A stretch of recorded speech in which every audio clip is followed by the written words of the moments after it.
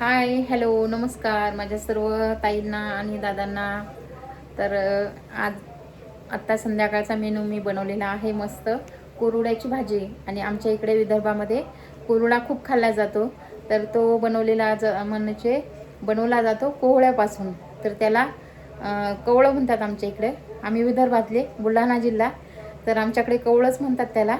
आणि कवळ्याचा कोरुडा तर एकदम मटणाला सुद्धा फेल पाडणार एवढाच छान लागतो. आणि त्याची बनवण्याची पद्धतसुद्धा खूप म्हणजे वेगळी असते. वेगळी म्हणजे आपण जसं मटणाच्या भाजीला जसा मसाला काढतो तर तसाच मसाला त्या कोरुड्याच्या भाजीला सुद्धा काढावा लागतो. आणि खूप छान भाजी होते. तर आता मी तुम्हाला दाखवणार आहे कोरुड्याची भाजी.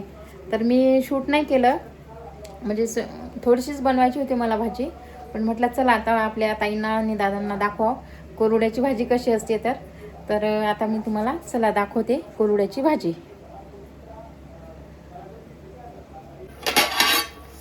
तर बघू शकता इथे कोरुड्याची भाजी इथे बनवलेली आहे. तर याची रेसिपी मी तुम्हाला परत एखाद्या दिवशी पूर्ण टाकणार आहे. पण आता इथे बनवलेली आहे मी कोरुड्याची भाजी. आणि बघू शकता, तर मी नाही बनवला हा कोरुडा, हा माझ्या नंदेने मला पाठवलेला आहे. त्यांनी बनवला होता तर त्यांनी पाठवला.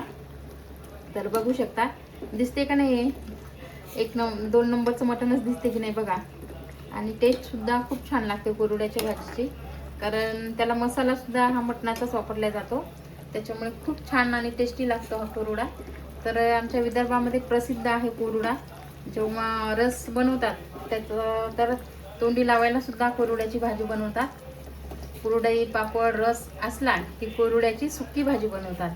आणि एरवी समजा आपल्याला वरण भात चपाती जेव्हा बनवायची तर तेव्हा अशी थोडीशी रश्श्यावाली म्हणजे मिडियम भाजी बनवतात. तर बघू शकता, खूप छान अशी ही कोरुड्याची भाजी इथे बनलेली आहे. आणि बघा आता शिजत पण आलेला आहे. तर मी म्हटलं आपल्या मैत्रिणींना, ताईंना, दादांना दाखवा कोरुड्याची भाजी कशी असते.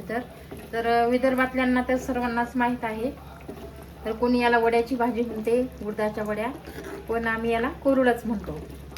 आणि बघा मुलं खात नाहीत तर त्यांच्यासाठी टाकलेले आहे तिथे अंडे. तर इथे मुलांना अंड्याची भाजी आणि मिस्टरांना कोरुड्याची भाजी. तर तुम्हाला कसा वाटला माझा व्हिडिओ नक्की कमेंट करून सांगा. आणि तुम्ही कोरुड्याला काय म्हणता ते सुद्धा कमेंटमध्ये सांगा. तर याची पूर्ण रेसिपी मी टाकणार आहे. तर तोपर्यंत हा व्हिडिओ माझा तुम्हाला कसा वाटला नक्की कमेंट करून सांगा. आणि आवडला तर नक्की लाईक करा, शेअर करा आणि सबस्क्राईब करायला सुद्धा विसरू नका. तर बघा झाली तयार कोरुड्याची भाजी.